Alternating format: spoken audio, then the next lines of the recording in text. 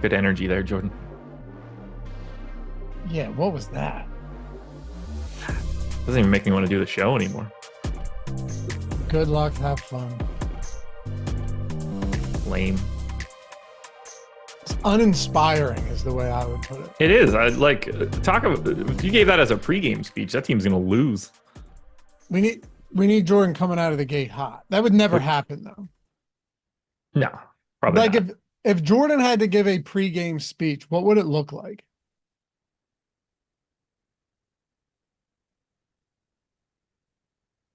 It wouldn't even exist. Jordan, could you think of something like I can't imagine you in a Dan Campbell style. I would crush this, by the way. You think so? I've been giving pregame speeches and halftime pep talks in video games for 25 years. I live for that moment. All right, so it's halftime. We'll go basketball for you. No, I don't have it. I gotta feel the team. I can't just do it up. I need to know. I need to know my team because I gotta talk to people. I gotta let them know what's going on. So you're telling me you can't imagine something for the sake of you just said I'd be great at this. So now you're telling me that you need to be in the thick of it, which we'll never see. I mean, I could have very easily given one for Liverpool yesterday about how we were going to need the kids to step up. What was the situation? 0-0 at the half.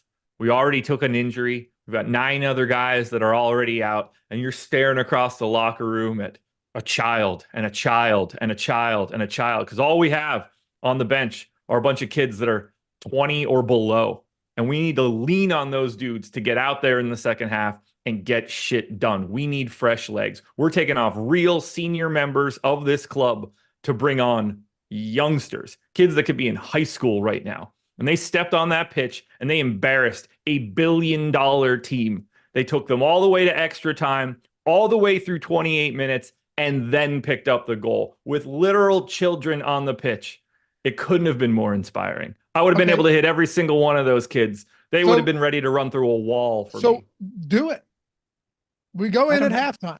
It's time. We're not starting the show off like this. Why? You just hyped yourself up so heavy. You're telling me you can't give me an emotional, convincing, invigorating halftime speech? No, not right now. It already happened. I need to have it in. I need to be in it. Look, I've been NCAA football. I'll be able to give you that speech once a week once that game comes back because I'll be disappointed. I'll be going crazy. Terribly disappointed. Chelsea's average age was less than Liverpool's. There's no way that's a true statement. So you won? It's not even close. You won yesterday? We did. We scored with like about a minute and a half to go, and I'll call it overtime for you. All right. It was insane. There must be some point. Maybe when we're doing playback. Maybe when we're doing playback, if it's halftime in a specific situation. Oh, that'd be the perfect way to do it, especially if I'm sweating a bet. Yeah, you'd be willing to. Yeah, okay, we're sweating the bet. You can talk to we're just sweating the money line bet or a spread or whatever, right? Yeah. And they're, it's in reach, but it's not locked up by any stretch. You can come in hot. You can give us something convincing. Without question. Okay. So no doubt in my mind. All right. Love it. Yeah. I'm legitimately awaiting this on pins and needles. I want to see how it is. I would also want to see Greg try it. It'd be, I'm telling you, man, I've given this speech a million times in my life. Who would give the worst halftime speech that works here? That does content? I had an answer for doesn't work here, but. So yeah. I think Ben's would be great, but it would be threatening. Oh, he would, yeah. If you don't score this goal, you're getting shipped to the moon. We're going to shoot you with a rocket into space. You'll never live. You'll never breathe. Yeah. Hey, Williamson, I'll kill you. Yeah, I already have your family locked up. If you want to see them again, you better get your shit together. Yeah. Ben's would be incredibly threatening. Hey, welcome to this. Because his bets would be on like some 4th division Colombian soccer team. And it's just like, what happens if this goes wrong. Yeah. Or he's eviscerating a little league baseball team. He'd be like those clips, but like for real, those fake sound bites of the manager like telling the kid he sucks when he comes out, but like everybody's in on the joke. Like that's pretty funny, but like it'd be that for real. Oh, absolutely. And it would, but it wouldn't be sharp. It would be very matter of fact and kind of monotone, but you'd know that if he's unhappy, yeah, you're getting sent somewhere. Yeah, I'm a leader in the clubhouse here for sure. I'm gonna be honest. You're probably not watching this one right now, but if you are, I apologize for what I'm about to say. I don't think Jake's gonna get me pumped. You don't think Jake could get you inspired? I don't think so. I think he'd be on the receiving end of good information, but I don't think he could deliver, fire me up to run through a wall in the second half. I could do it for sure because I still do it. When we play hockey, you know, we're in between periods, and I'm pissed off, fired up, treating the puck like a hot potato. You know what I mean? Slow it down, boys. Come on. I'll get fired up. All through your vape-induced coughing. That actually happened. Well, like spitting all over the bench. Welcome to the Stochastic. I can still play it. I still got it, but man, not great. I told you I took my daughter to a game and she watched me just lay somebody out right in front of her. And there was real pride to be had there. Welcome to the Stochastic NBA Strategy Show presented by Playback. We'll be there tonight and every night for that matter. We've had a lot of fun over there. If you're not there, you're insane. Like if you popping in today? I'll pop in. Yeah. I'll be a little bit later, but I'll pop in for sure. Yeah. I'm not going for 3 hours tonight. No. I'm going to be getting out of there immediately at 8 or potentially a little earlier, but I'm going to stick around for a bit. I'd like to jump on. Yeah. David Eckenrod, Laffy, you would be late to your own speech. Somehow this gets pinned on me every time. It's not my fault. But anyway. It's never my fault. I want to be very clear here. Dude, you never and I both get here pretty early. Nobody's earlier than me. Oh, here we go. Take a single second, hit that thumbs up. Subscribe to the channel and leave a comment down below if you haven't done so yet. It goes a very long way for us, and we appreciate you. Of course, we enjoy reading and responding to all of them. And as you guys know, maybe you're new. Everything's available in podcast form too on the Stochastic podcast channels, be it Apple Podcast, Spotify, wherever it is you listen. 4 games today, coming back from the weekend. Hopefully you guys had a good weekend. I know I did. And we only have 4 games. Well, you got your win. You'd have been in a worse mood if Liverpool lost. Yeah, it was fun. Yeah. T.O. Deck, your men's league has contact? No, but our team. Yes. Yeah, exactly. Our team. It's a hockey league in the Northeast. Good luck policing that out of the game. Correct. It's a non-contact league, but there's a lot of penalties. There's a lot of contact for sure. Yeah, you can't get a crew of people in Pennsylvania to be like, we're going to play flag hockey. No, at the other rink we played at before it ended up closing down. We're at a new one now, but at the other one we played at, the refs hated us so much that they were Scott Foster to Chris Paul style when it came to us. Okay. Like they hated us, man. And they would never admit it, but yeah, it was one of those instances where nothing ever went your way from a penalty perspective. And it was our own fault. But we have fun. 4 games though. Toronto, Indiana, by far, by the way, Josh, the highest total. Not even close. Yeah. It's more than 20 points higher than the next highest total. You got 30 more than the low total. 30 more. Yeah, exactly. Detroit, Knicks, Brooklyn, Memphis, and then Miami and Sacramento. That one could get a little squirrely. It's the lone 10 o'clock game. Butler's out. Jovic is out. Both of them suspended. But then you have Tyler Hero and Terry Rozier, both questionable for an island 10 o'clock game that's on the main slate. That game is just going to be a real tire fire for everybody. Just because you got all those normal pieces for Sacramento that looks good, but then like Butler suspended for Miami. So things look different for the Heat. Maybe we get Terry Rozier. We might not even have Terry Rozier news until 9 o'clock tonight. We have no idea. That is going to be very interesting. I'm not looking forward to it. No. Because it's very possible that you just end up getting massive value and in not a particularly bad matchup against the Kings team that's playing their second of a back-to-back. Like we're live to have Delon Wright go from well, like, and he won't really be that interesting because you're not going to have enough swaps to make. But like he might have to play a lot after not having played yet for Miami. Yeah, it'd be in the sense of like uninteresting, but what if this was a 7 o'clock game? Yeah, it'd be so different. Yeah. Things possibly get odd. So anyway, let's dive into it. We'll get there. We'll cross that bridge when we get to it. Toronto and Indiana, 244 and a half total. Pascal Siakam facing his former team, I think already for the second time since he's been with Indiana. But what's up? So the Clippers rebrand just came out. New logo, new like everything. The new logo is hideous. So my belief is that almost every, and call me like someone that's just cynical and is unwilling to change, which in many cases is true. Almost every new logo, every new jersey uniform style that comes out, I like less and less from the old ones. I like the uniforms. I hate the global logo because it has a giant ship in it, and that's just not interesting. Just in general. I like the jerseys. In general, for me though. It's usually awful. It's usually they're worse. Like you go back and look at some sick throwback. If I'm buying jerseys, there's not a single part of me that ever would be like, wait, I could buy this sick throwback football too. Or I could buy these new jerseys that I don't like nearly as much. Like Eagles, Kelly Green, I'm always going. If you're a Bucks fan, that sick creamsicle color, the amazing powder blue Chargers, the old school Falcons, the old school Patriots, right? Remember the Houston old school Oilers? Yeah. Dude, the Oilers jersey might be the best out there. The whole uniform. It's so good. It's so good. Yeah, things they're not as good anymore. And they're like not. the designs feel like people are trying too hard when basic used to be better. Yeah. Like it makes me love throwbacks more. That's why they do. Yeah. The color schemes and everything were what made them great. And then it didn't really matter what it looked like otherwise.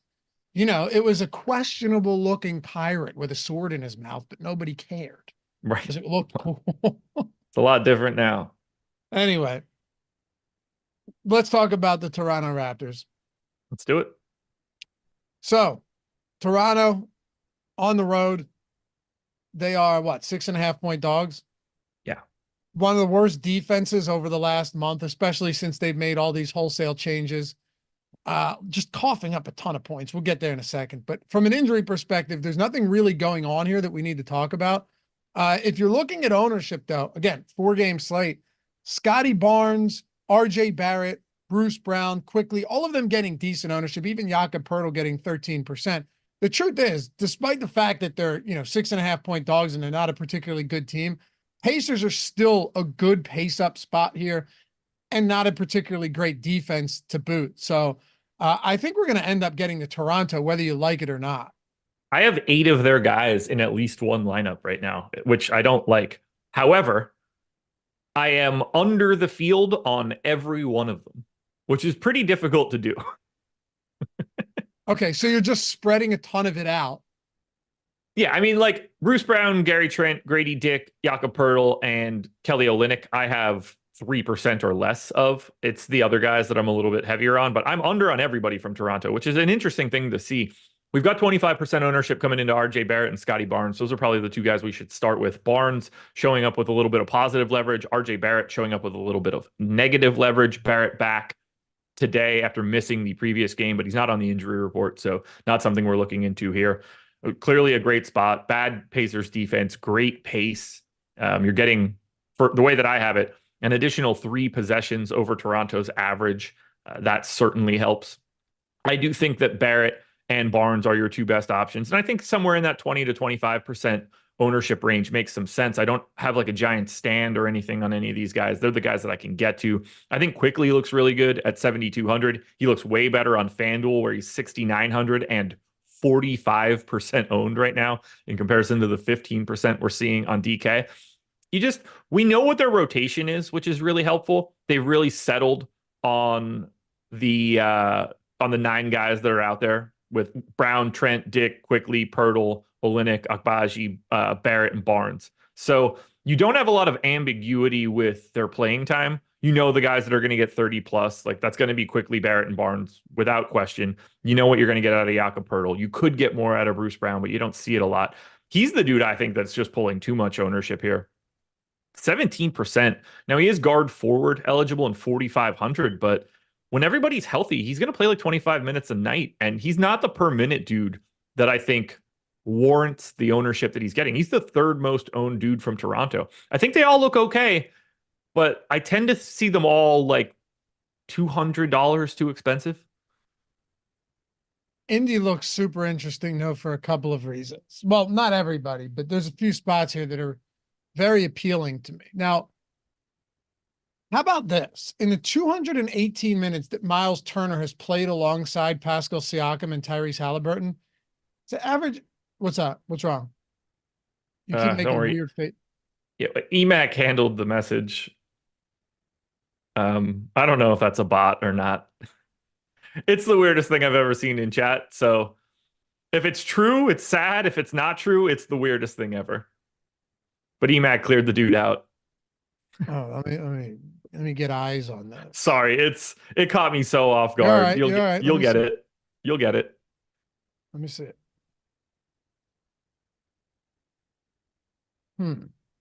Yeah. Wasn't what I expected to pop up in chat. Well, that's interesting. There's got to be a bot, right? How quick did the messages come in? Pretty well. Took a little long enough that like it seemed like a human being wrote it. But once the Cash App gets in there.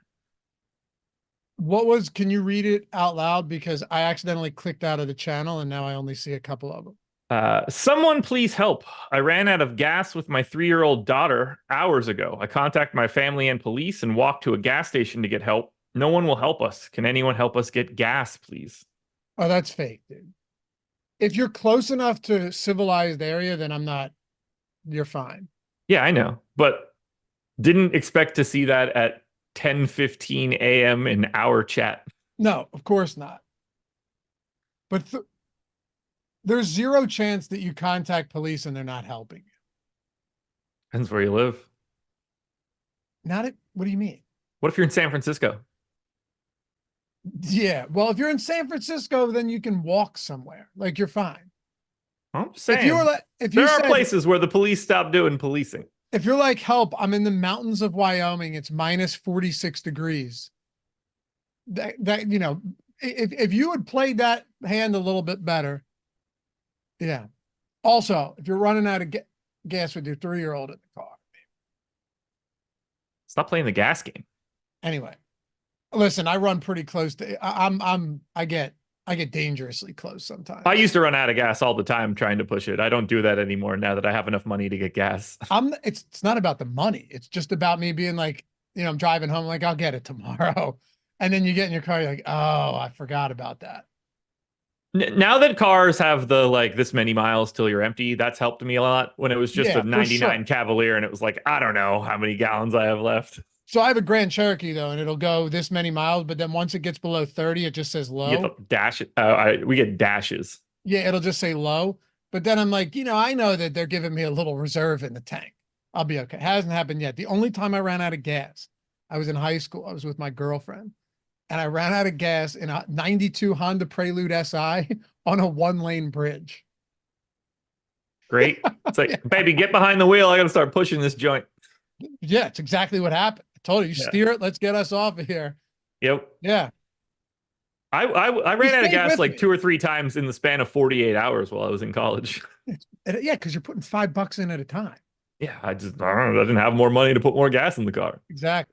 Yo, how about this? In 218 minutes that Miles Turner's played with Siakam and Haliburton, 1.48 DraftKings points per minute.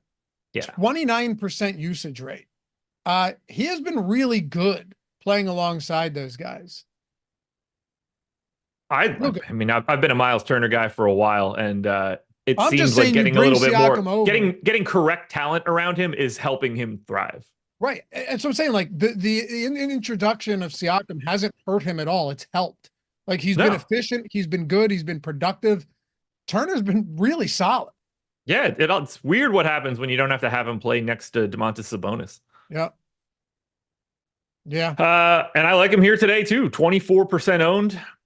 Second highest owned guy. Only two people crossed the 20% ownership barrier for Indy, and they obviously have a good spot against this Toronto defense. That's Turner and Benedict Mathurin. Now I'm neutral to Turner. It's hard to like fly over the top on someone like Turner just because 6,900 center only. Like he's kind of appropriately priced. There's not as much value to squeeze. Whereas Mathurin is in half of my lineup, so I'm 2xing that 25%. Shooting guard, small forward, 5,500. No Aaron Nesmith, so he's playing 30 minutes a night. He's one of the main guys looking for their own shot in this spot. He's the guy that I want to get to the most here for the Pacers.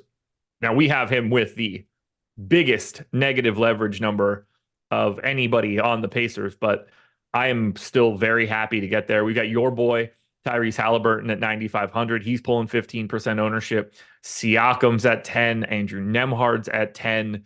McConnell, Toppin, and Jalen Smith are all getting a little bit of love. I'm getting to Jalen Smith right now. He ended up not playing that first game back, did get back into the lineup last time out as the backup center, and they're splitting all of the minutes with Turner and Jalen Smith. So 4,200 with power forward only, 1.2 fantasy points per minute. I like Jalen Smith as a 7% owned dude. Not really getting to Siakam all that much. I'm not really getting to your boy Haliburton all that much. So I'm curious where you land because he looks like he's got some positive leverage here today.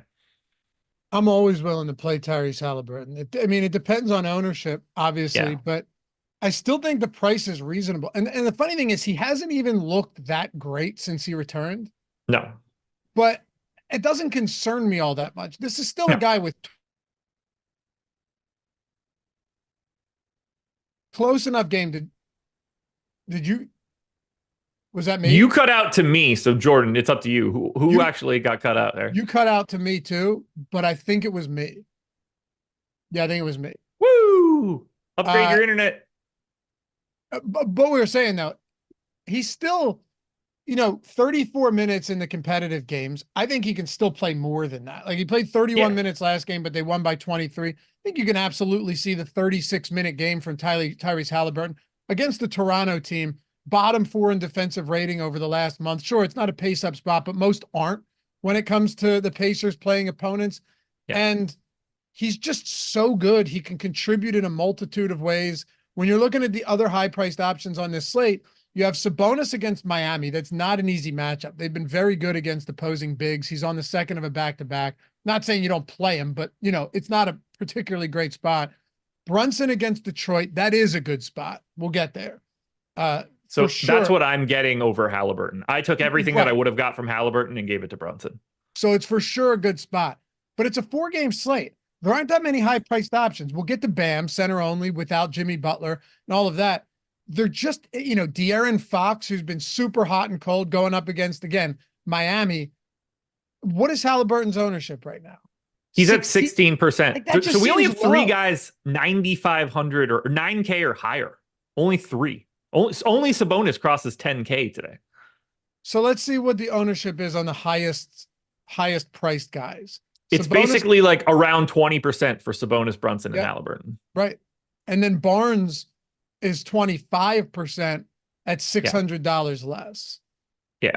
And like, I'm not really getting to, like, I'm getting to a lot of Fox, who you mentioned. I'm getting to a lot of Jaren Jackson, but he's at 7,900. There's just not a lot at the top. Like, it's easy to get to different pieces, but at the same time, you kind of have to take some stands somewhere. By the way, $4 100K up top on DK again today for the 4-game slate. So another 100,000 lineup contest on a minimal lineup day. Hate it so much. Yeah, it makes things tough. By the way, Jordan definitely ran the Sims for us and threw it on the screen. In our Sims run, we have, what do we have? I think 41% Tyrese Haliburton. I get that. I assume we're lighter on Brunson then. And that's the sort of a decision point for you today. Like, obviously you can play them both together, but the decision point really is, are you paying up with Brunson or are you paying up with Haliburton? For sure. And look, 41%, we're getting, what, here's the way I'd put it. I never have a problem in a good spot like this with a huge total getting over the field on a guy like Haliburton who could have 25 and 20, not including the other numbers. I couldn't agree more. And by the way, speaking of the Sims tool, shout out to EMAC, man. You see what he put earlier? Took down the mini max yesterday. Oh, nice. I had no idea. Yeah, took down the mini max and And he took down that bot in chat today too, man. Yes, He's running he did. hot. He said it was a first and hat tip to the Sims tool, leading me to $1,000 win on just 25 lineups. So 25 lineups in the mini max. You and I said this yesterday. This people using the Sims tool in the mini max and in the 4-point play and those type of like Sean Jeezy took down second again in the mini max with the Sims yesterday. That dude just left and right pumping it out. It's not just for the fadeaway. It's not just for the 5-5-5. No, it's like obviously it's a price point that is healthy. And that's why we have the lineup generator too, because it does many of the same things that the Sims does, just at a more affordable cost. Right. But at the same time, like this is the gold standard. This is where you want to be. I mean, we're seeing it every single day. I don't know how many more screenshots we have to show of somebody at the top of one of these main contests each day for people to become like true believers, because it never stops now. It's either Eddie or Steve or Tom, Sean Jeezy constantly, EMAC yesterday. Like we're seeing it over and over and over again. The tool is right there for you. If that's a problematic price point for you, and I get how $200 a month is a sizable endeavor, but if you're not there, the lineup generator is right there at a much more manageable price tag, and I think it's the perfect way to get you started. Absolutely. Yeah. Or try the Sims out for a week. I mean, there's a lot of ways to do it, but the huge benefit of the Sims too is the late swap tool. Like having the ability to late swap. Even tonight, that could be a thing. I know we only have one late game, but there might be with that Miami spot some real late swap things where sure you'd be able to do it by hand. You're going to have time, but this is simulate. You're just uploading your lineups, and then it's simulating everything with the lineups you already have, and then giving you the highest simmed ROI lineups, like the optimal swaps where it takes you 2 minutes. You just click a couple of buttons and you're done. That has been the most super helpful thing and made it easier for me to actually play NBA again consistently. It's 7:23 and you get that news, and the moment updates are in, you can just click a couple buttons and your lineups are back. You don't have to get them back into like an Excel sheet either, Josh. You literally just take the file from the late swap tool and throw it onto DraftKings. That's a huge step, a huge time saver. It's simple. Like it really is just simple and easy to use. That's what you need with late swap new. Yeah. You really do. Link in the description and chat. You want to do one sport for like basketball for the week, the month. You want to try the lineup generator. That's a phenomenal tool. We have all access for both of them now as well. And with the Sims tool, if you rock the Stochastic avatar, you get a massive discount every month, not once, every month, a huge discount in perpetuity. So check that out if you'd like. Anyway, you ever have any questions, hit me up in DM and check out all of Greg's tutorials. They're phenomenal. What else are we doing with the Pacers here? So like I said, Benedict Mathurin for me is the guy that I want to get to the most, but I have 20% of Turner. I have close to 20% of Jalen Smith. The only other guy that I'm over on is Andrew Nembhard at 5,100. Now, he is not the same guy when he's playing alongside of Haliburton, when he's playing alongside of TJ McConnell. He's he basically just doesn't try to get his own shot. It's 0.8 fantasy point per minute guy. But with no Nesmith around, you're getting an MPE at a pretty reasonable price point, and you're getting someone that is going to be out there for 30 minutes. They don't have a ton behind them any longer. Now that Buddy Hield isn't here, with Nesmith out, that sort of changes up the game a little bit. Now that Siakam is here, like it's not the same sort of overlap in position that Bruce Brown would have had. So I like getting to a lot of pieces here for Indy. I don't have this one as like, we have 106% aggregate ownership going to the Pacers. That's exactly where I'm at right now. The team that I'm getting most over the field on is Sacramento and then Memphis, which we'll get to in a little bit. But for this one, I'm just kind of happy to get whatever I can out of either Toronto or Indy, just because this total is so much higher than everything else on the slate. It doesn't make any one individual guy stand out. It just like raises every boat. Absolutely. Let's talk about Detroit and the Knicks. So when we talked on Thursday with Detroit, I liked Cade a lot. I actually, the expert picks that we throw out on the Odd Shopper Twitter handle had Cade over points plus assists. He had a really solid game, followed it up a couple days later against Orlando with a perfectly reasonable game. His salary has come up, but this matchup, and I mentioned Cade because, you know, he's the guy I generally like to get to here when he's in that mid-7 range in good spots. And we will talk about Grimes and Ivy and Jalen Duren. But I wanted to ask you, have you seen the pace over the last month that the Knicks are playing at? I assume it's dead last, considering they're dead last in pace, but It's it's not got to just be low. it's not just dead last. 92.6. Yeah, when you only have guys like when you only have 7 dudes that can play 40 minutes a night, you kind of slow it down and save your energy a little bit. Maybe not run it out as much as you need to. So yeah, I have the Pistons losing 4 possessions below their average. I'm basically not getting to this team. I only have one guy north of 10%. Everybody else is single digits or below. And we have 3 separate dudes around 15% ownership in Cade, Ivy, and Duren. Now we have Ivy with some positive leverage. I got to 3% of him. I have 5% of Duren. I didn't get a single share of Cade because this matchup is horrific. One, the Pistons are double-digit dogs. They have a 106, at least for me, a 106 implied total. That's as low as it's going to get for today, even with an extra 10 points ahead of Brooklyn and Memphis.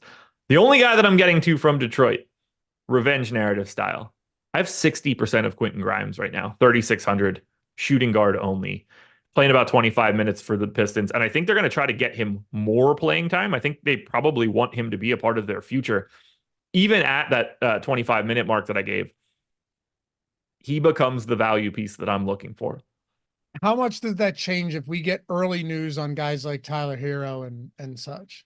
It will certainly bring down Grimes just because you're going to open up so much else from Miami. But like the Brooklyn Memphis game doesn't really have any signs of opening that up. Nope. Toronto and Indy, I don't think will have that. I mean, we have the Pacers on a back-to-back, so we could get something, but I don't expect it. We really are just waiting on Miami and very little else. Otherwise, it's coming out of nowhere. That will open up things if we get real Miami news throughout the afternoon. On the other side, when it comes to the Knicks, one thing, and you mentioned it, just given the limited bodies that they're willing to throw on the floor. They're all of the prices have adjusted to the minutes that they're playing for a few weeks now at this rate. But still, Josh Hart, small forward, power forward, getting some ownership. Brunson, 9,700. We talked about him in relation to Tyrese Haliburton. It feels pretty close on these guys. I mean, it is a good matchup for Jalen Brunson. Sure, literally anything is a pace-up spot in this instance, but it's not a good Knicks defense. They've struggled mightily against opposing guards all year long. Brunson's not going to provide you with a ton of rebounds. No. Like he doesn't have the same passing ability as somebody like Haliburton, but he has, the 40 actual point upside. So he's got a 30.5 point prop today. Right, which is exactly. Yeah. He's got, last I looked, his PRA is 41.5 or something. And I love the over to that. Well, maybe not love, but I have the over to that. Yeah. Yeah. So I get Whereas you get Haliburton's points prop is 21.5. Like, I know Haliburton's going to get more assists, but locking in an extra 10 real points, like I'd rather have, I lean towards the guy scoring than getting assists. And to be fair, like if you actually just want to play the apples to apples game here, I think Haliburton's PRA is 37.5. There you go. So yeah, it's like I'm doubling up on Brunson right now. And I've been getting a lot of Brunson lately, but I mean, 1.33 fantasy points per minute over the last 30 days. That projects certainly better here in a matchup against the Pistons where you get a little bit of pace and you get a horrific defense.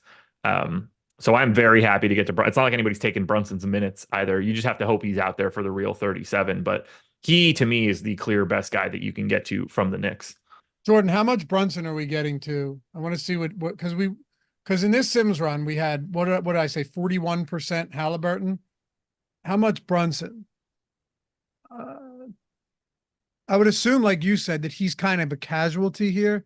I assume go ahead. Well, I was going to say, we're getting to 8% Brunson. But again, this is also something that you can do manual ROI boosts in the Sims. Yeah. You can, I mean, we're getting in the Sims tool, the mirror of what I'm getting. Like I have Brunson and not Haliburton. We're getting Haliburton, not Brunson. The moral of the story is they both look really good as pay up options. They just happen to be very similar plays today. You can take it either way you want to. Another thing that stands out to me, and maybe it's lack of value, but the fact that we wouldn't be getting just a lot of both of them. Yeah. The only downside there is just that we have some other guard value that's out there that's a little bit easier to get to. Yeah, and that's definitely going to play a role here because you have Brunson and Haliburton with PG point guard only eligibility. Yeah. Yeah. throws a wrench. We're going to into have the- guard value on Miami one way or the other. Fox, to me, today looks amazing. He's one of my most exposed guys. So I just kind of get blocked out by having both of those guys. So What I have about to the hope that one of them doesn't play well. What about the rest of the Knicks? Josh Hart's pulling a bunch of ownership. He's 27% owned. We have some negative leverage on him, but he's playing 38 minutes a night. You know, he's small forward, power forward, 6,500. The matchup is fantastic. He just doesn't need a lot to get to where you need to be just because of how big this slate is. Like, I have him projected for 33 fantasy points. We have him at 32. But if you just look at what you really want out of Hart, I have his target score at like 36. I mean, that's 3 points ahead of his projection. I don't need Josh Hart to go out there and have a huge day. If he has like a 65th percentile outcome, that's probably enough for you on this 4-gamer. So both he and Brunson are in 30 to 35% of my stuff. And then DiVincenzo as well, 7,100 shooting guard, small forward. We have him 12% optimal, 10% owned. He's the other guy that I'm getting into double digits. I think Precious is totally fine. We have him with a 15% optimal rate. I think that stands out. There's not much else there, though, for the Knicks. We're not seeing enough minutes to Alec Burks to feel good. Bojan just hasn't been good or getting the minutes for the Knicks, which really surprised me coming out of the deadline, especially with how injured they are.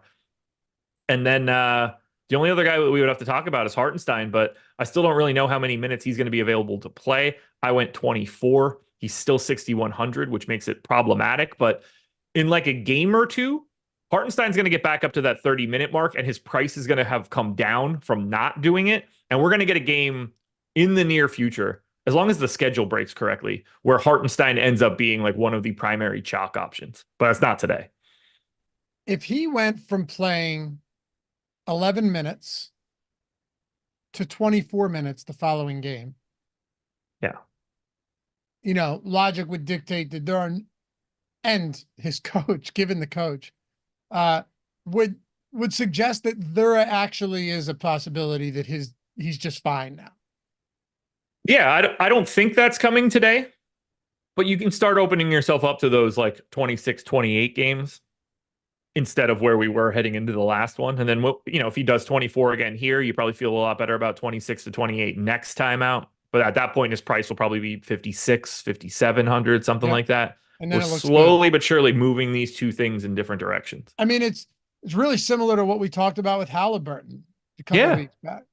The minutes were there, the production wasn't, but you know, that's all that matters. And like if Hartenstein were to play 30 minutes and you played him at 5,600 and he doesn't do well, you still go to bed going, that was by far the right play. Without question. You know, Chris Williams gifted 5 Stochastic memberships. Appreciate you, man. Good to see you.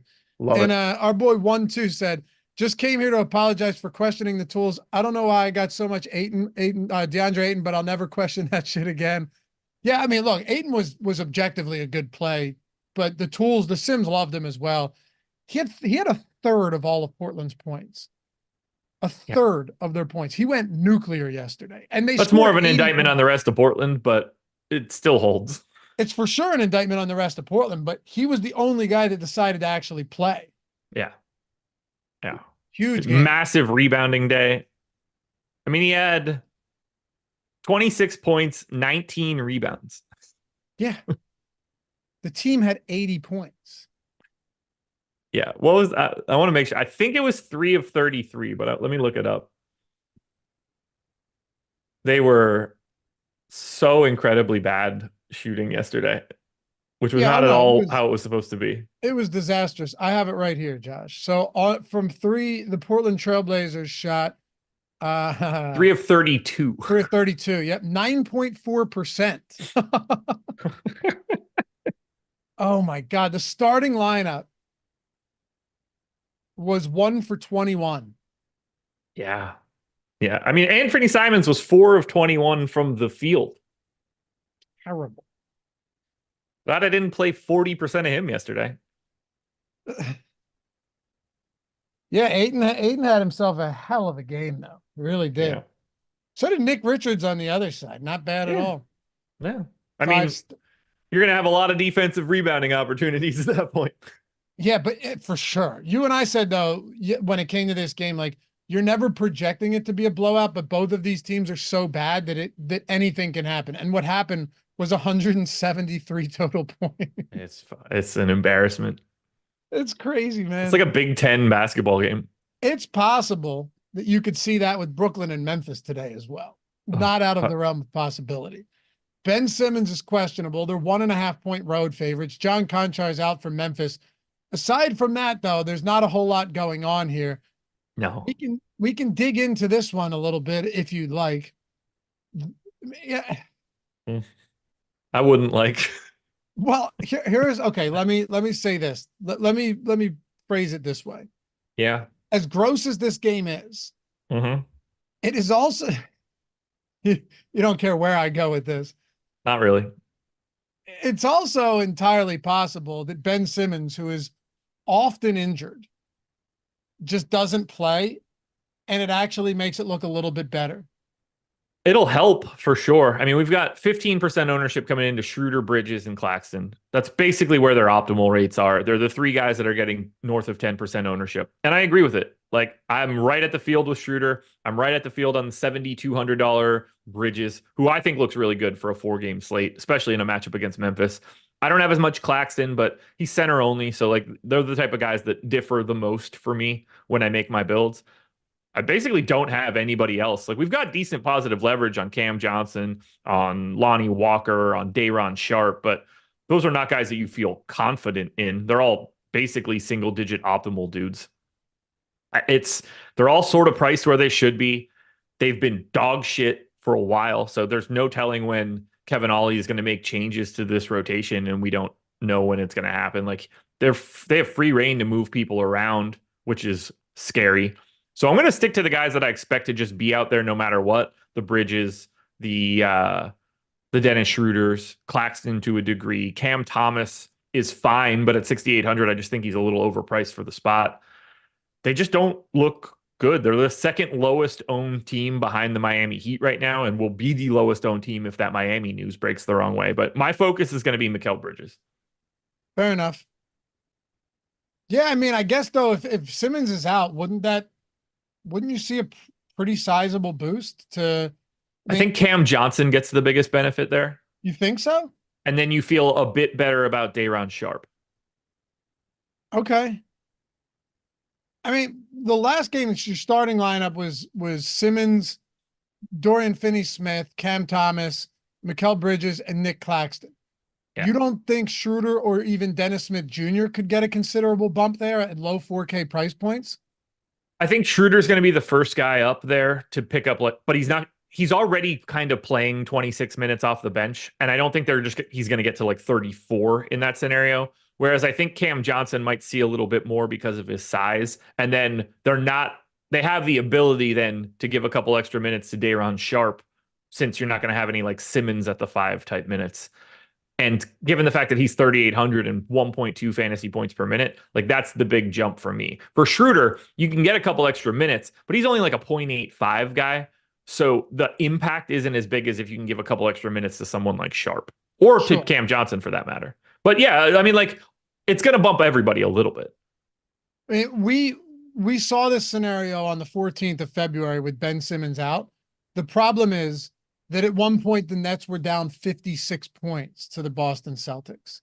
Yeah, that's kind of a tough game to look at. I mean, they played 13 dudes saw the floor for at least 7 minutes. Yeah. But I mean, it's tough. It's very difficult to glean much from that. At halftime, I think it was probably a 40-point game or something. So it didn't matter. 14 guys played at least 7 minutes. But this could actually just be a 24-24 split between Dennis Smith Jr. and Dennis Schroeder. That's actually the way that it was trending in that game. They both played 18 minutes. Neither of them played in the fourth quarter. Yeah. If Simmons is out, we're going to find some value here for Brooklyn. Yeah. Who that ends up being is kind of going to be dependent on who starts. Look, and I know it's early in the morning. I'm not trying to act like this is critical news now. Yeah. But it's Ben Simmons dealing with soreness. And when Ben Simmons is dealing with any type of soreness, this time it's left leg soreness or whatever. Yeah. He's like, I lean that he's not playing. That's all I'm saying. Yeah, so it feels safe to me too. He's only point guard eligible at this point, which is hilarious. Yeah, that's pretty gross. What about the Memphis side? This team, terrible, but Zaire Williams, again, this is just a price play right now, $4,700. Shooting guard, small forward, so generally pretty weak position. We have him at 35%. Jordan, can you bless you? When Jordan sneezes, it's a spectacle. I felt it here. Yeah, I wish you guys could see it. Yeah, it shakes the earth. They probably can somehow feel it and see it. Can you, Jordan, can you throw up our Memphis exposure? This is my second most exposed team, by the way. Okay, and they're pretty popular, particularly Zaire Williams and Jaren Jackson Jr. 61% Zaire Williams for me right now. In the starting lineup, playing 30 minutes a night, shooting guard, small forward eligible, 4,700. He's in 60% of my stuff. That is the second most exposed guy that I have today. He's in that like 0.85 fantasy point per minute range. I mean, Brooklyn's not any good. Like you're just playing on a minutes and position situation here. I'm going to continue to get to $7,900 Triple J, who's got 30+% usage when all these other guys are out. He's 28% owned, but you can put him in a power forward. I have him in 57% of my lineup. So we have him 21% optimal. We had Zaire Williams 29% optimal. That's the high mark of anybody for Memphis. And then the third guy that I'm getting to a lot is GG Jackson, 4,900. He's power forward only, close to a fantasy point per minute. Minutes are certainly there. I went 26. We went 27. So I'm a little bit heavier on GG Jackson. We're also showing around 15% ownership to Kennard and to Santi Aldama. I think both of those guys look like very reasonable plays.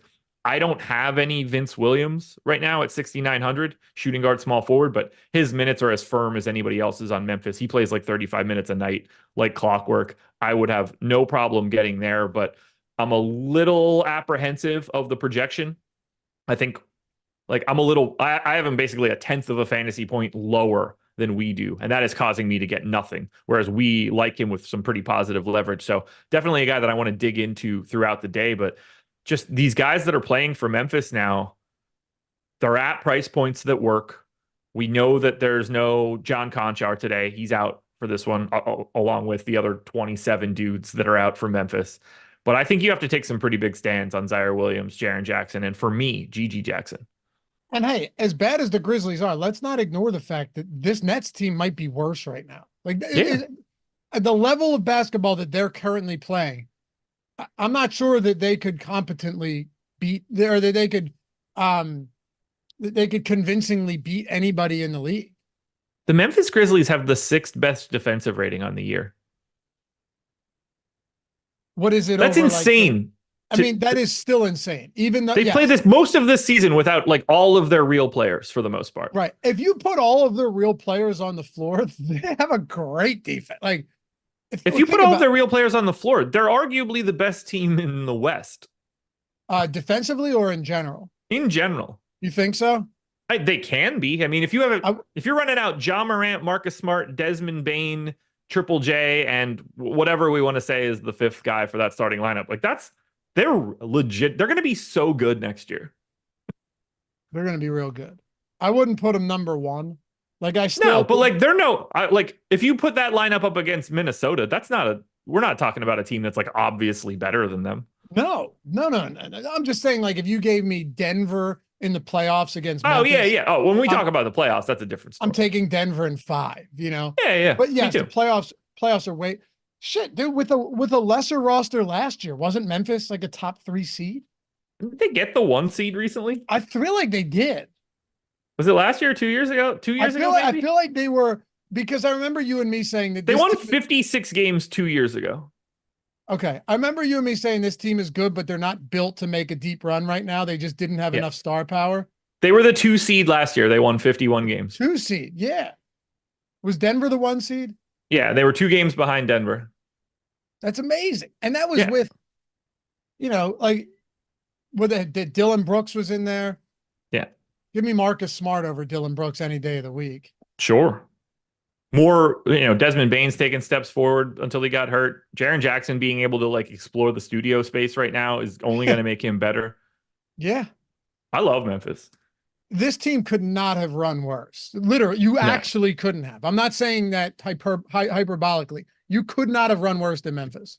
If it's going to happen, it's better to have it happen like this, where they're going to be able to lock down like a pretty decent draft pick and bring them in. Like instead of Yes. having it just be like, oh no, we won 38 games. Like at least they're racing for the bottom. Also, still a huge window with a lot of young players. Yeah.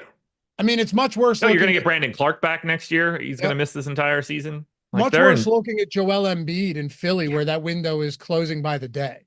I would assume you would trade the Philly team for Memphis right now if you could. You talking about me personally? Yeah. Correct. Yeah. Yeah.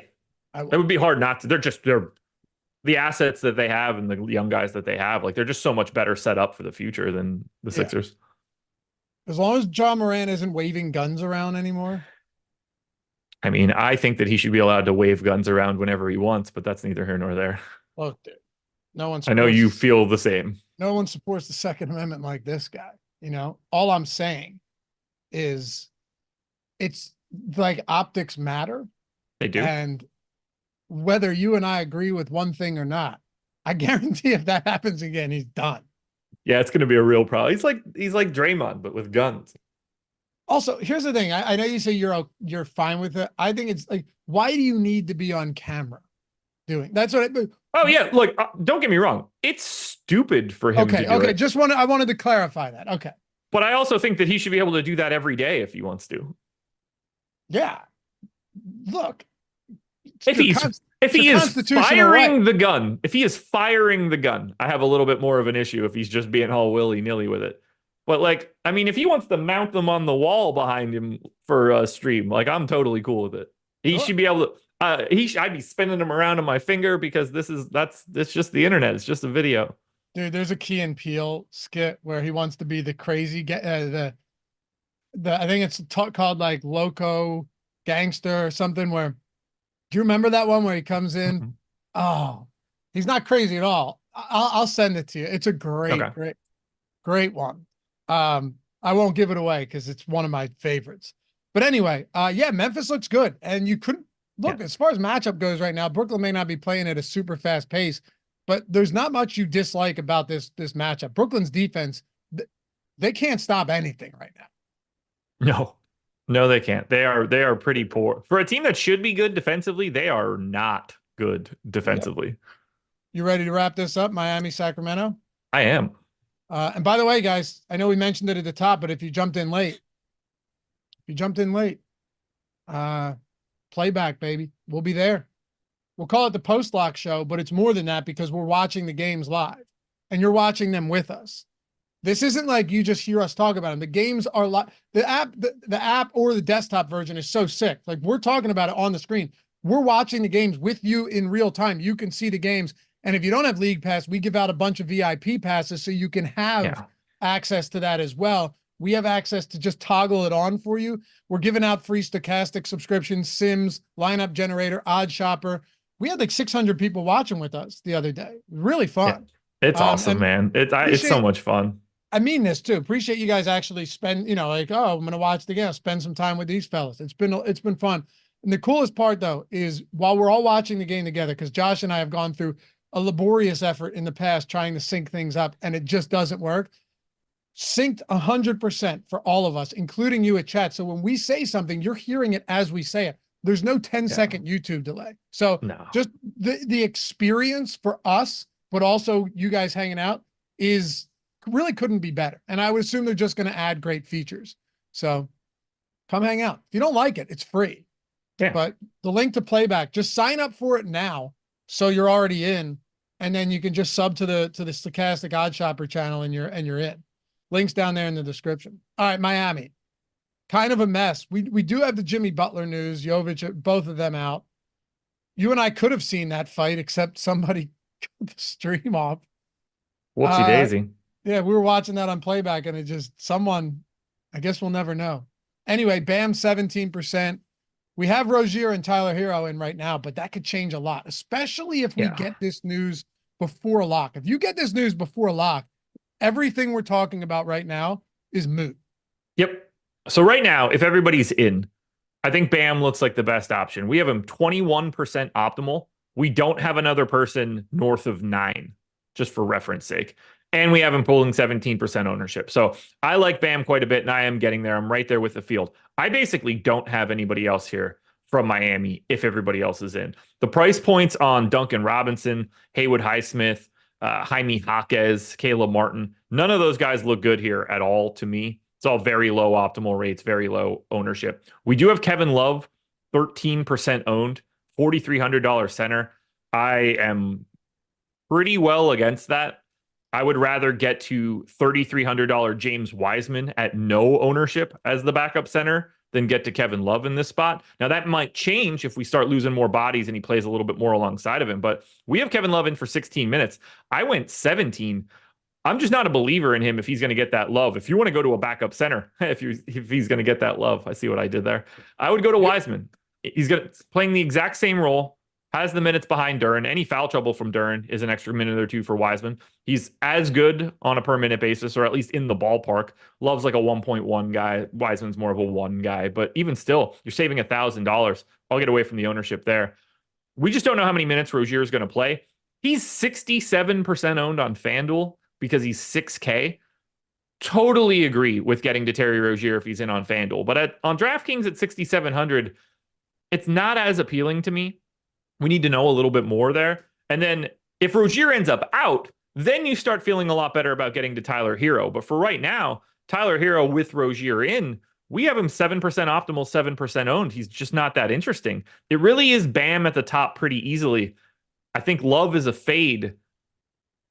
Rozier TBD, but play him on FanDuel for sure. I was a little surprised to see Bam only pulling 20 or 17%. I mean, his assist rate increases significantly with Jimmy Butler off the floor. Significantly. Yeah. His usage rate with Butler off is 27%. That's up 2%. And per minute production, 1.27 DraftKings points per minute. It's not up crazy, but it's still up from 1.2. He just has more ways to contribute and more ball handling responsibilities with Butler off the floor. Now, if Rozier were to sit, I know we talk about some value, but I think Bam just looks like way better if Rozier's. You don't have Kyle Lowry anymore. You don't have Jimmy Butler. If Terry Rozier sits now, like Bam might do a whole lot of ball handling in this game. Yeah, he's certainly going to take a little bit of a bump up. The problem for Bam is just in a direct comparison to Domantas Sabonis, because you're probably more often than not, like clearly you can play them both together, but then you're locking in a utility spot. You're really only looking to grab one of those two guys from like a flexibility standpoint. You can have both of those dudes in the late game, like so you're ready for swaps and things. But I think most people are going to be looking at this as having to choose between one or the other. And that's sort of just making both of them look interesting, but not allowing either one of them to pull away. That lack of an additional position is really the limiting factor for getting to both of them. But the guy that I would have my eye on the most if we end up having no Rozier or no Tyler Hero for that matter, like one or both of those guys. Miami signed Delon Wright. He has not played yet for Miami. If he has, he does not show up in my data for some strange reason. But if he's there and we're lopping off Jimmy Butler and we're lopping off one or two of Rozier and Hero, I think Delon Wright's going to have to get some time. He's like a 0.85 guy. And he's the flat min 3K at point guard. He's the guy that I think has the biggest ability to change today's slate, depending on how the news comes in. We have him 8% optimal in 16 minutes with 5% leverage. I'm very intrigued by what Delon Wright can be if we get the right news for Miami. He's the guy that goes from not owned to 40% owned if this breaks the right way. But if we already have, okay, so, and by the way, Chris Williams, what's up, Chris? Said, I'd rather chill with the team and play back and make money than go out, get drunk, spend money, and feel like crap in the morning. Look, I like to have some drinks as much as the next guy, but feeling like crap in the morning definitely puts a damper on that. And I don't know how I ever used to do it. Me neither. No, I can't. Like I've gotten very good at understanding the limit where I'm like, man, I feel solid right now, but I'm still going to function tomorrow, and this isn't going to catch up to me. I've gotten pretty good at finding that balance. I have not. No. So I have to just avoid it full stop. I get that. It's tough. I think it hurts me for too many days. That's the problem. It's not just the next day. It's like 3 or 4 days. I guarantee you though, if you had a kid or kids, you would have found that balance. It It's true. It's true because like, you know how everything is impaired and clearly judgment is impaired and all of that stuff, but somehow you're still a little bit clearer when you know that you have to get up to Yeah, demons it's in the the morning. exact, it's like basically the exact reason why I don't have kids. Yeah, it's worth it. It's just, I say it's equally great as it is terrible. There's just, plus I weight misery, the less comfort. terrible column a little bit heavier than I weight the great column. I can understand that. I would disagree, but I get it. But I get it. Uh, Boo, all children. Boo. man, we got to be careful, man. We're gonna end up like China and have not enough people, and then civilization collapses. Yeah, maybe. We'll be dead by then. Yeah, it's just Anyway, not my planet. anyway. No, I'm selfish. I just want to have Look, people. I need power to last long enough that when I plug my body into the computers when I'm 75 years old, I need it to be able to stick around. Here's my thing, man. God willing, I get old enough, or I grow old enough to where I need someone to take care of me. Yeah, There you don't have worry. I'm doing that right now. It blows. it. Yeah, for sure. But at least Yeah, your I'd pops rather no has one take care of me. at least your pops has somebody. That's true, but Yeah. it sucks. It Anyway, sucks. All I want is the Neuralink, man. Just hook me up to the computers already. Jake DeWitt, do some research on the Guidestones down in Georgia. Dude, I watched the 30-minute documentary on that yesterday. I don't They're know like what a it guy. is. They believe that the guy, it was RC Christian, I believe his name was. It was a pseudonym, of course. Wanted to Of course. well, you know how he erected the Georgia Guidestones. They were huge. I say erected, and Jordan thinks I'm saying something dirty. I Get don't know your what you're mind out talking of the about. gutter. He wanted essentially like population control under 500 million with a distinct race, a distinct level of intelligence, and all of this stuff. So essentially, some people believe he was just a, devoutly religious eugenicist, but who knows? We never will. I'm Anyway, in for the intelligence piece of whatever he's asking for. yeah, I will say the people who are allowed, there needs to be a litmus test for who's allowed to vote because it's not good. It's not good. But That might be the least of my worries. I want a litmus test for like people that are allowed to be in public. here's my yeah. Bolt lock their doors like the Chinese did during COVID.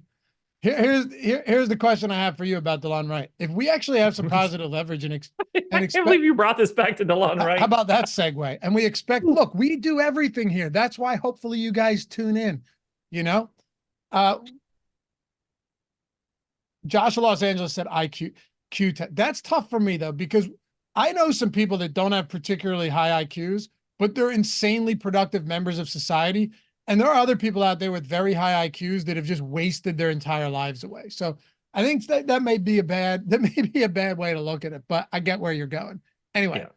do you think there's merit to playing Delon Wright in it getting, because he's not going to have ownership, but before we have any news? Because what if he ends up just playing decent minutes, like getting on the floor for enough anyway on a 4-game slate to where it doesn't kill you, and all of the value that's out there doesn't perform particularly well anyway, because there's not a lot of good value.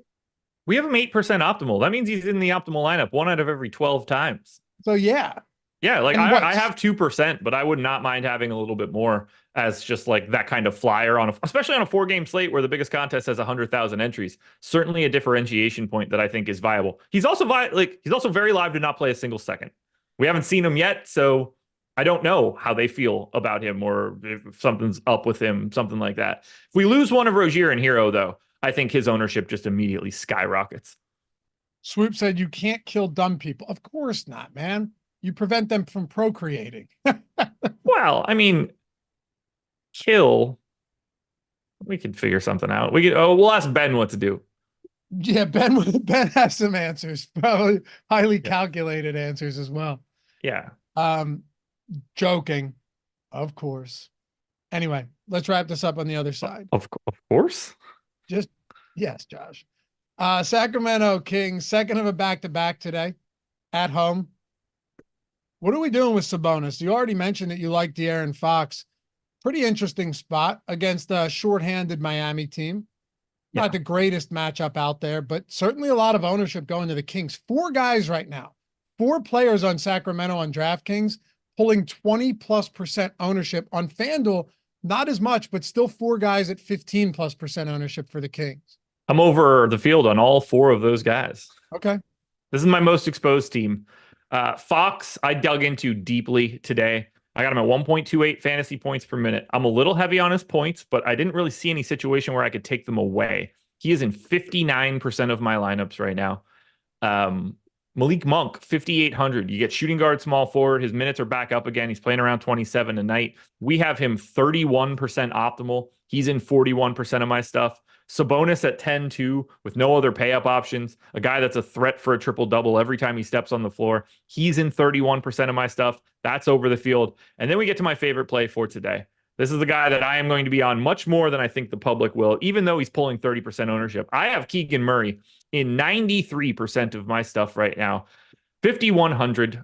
To me, just underrepresented from a price standpoint today. He's been playing way more minutes lately. 37 last time out, 35 the game before that, 35 the game before that, 34 and 34. Last 5 games, 34, 34, 35, 35, 37. I only gave him 33, but they have been playing Trey Lyles a little bit less. They've been playing Keegan Murray a little bit more. And at 5,100, you only need him to score 30 fantasy points, and you're picking up like a correct rosterable dude. Anything north of that is just gravy.